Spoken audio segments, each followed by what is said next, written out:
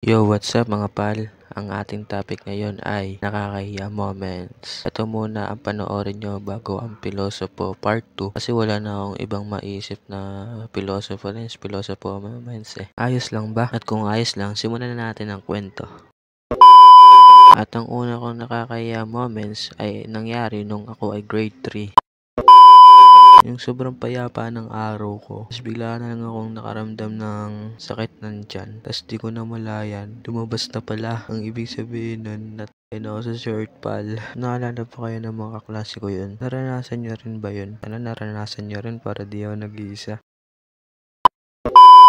At ang aking pangalawang nakakaya moments naman na aking ikukwento ay nangyari lang nitong April 30.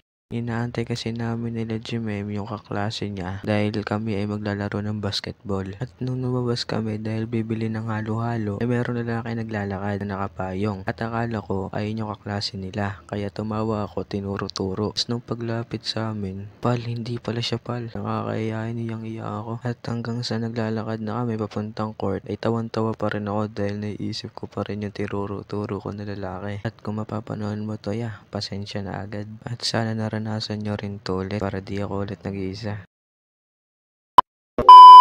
So hanggang dito na lang muna ang ating animation at huwag mo kakalimutan na mag-subscribe at mag-like. Turn on mo rin yung notification bell para updated ka sa mga animation ko na bago. At kung gusto mo mag-comment ka na rin kahit mambash ka pa dyan. Joke lang. At hintayin mo ang Philosopher Part 2 ah. So yun, bye-bye. Ito pa, Bol, pwede mo rin akong i-follow sa mga social media accounts ko. Hindi naman sa pinipilit talaga kita. Hindi kita pinipilit kita. Ha?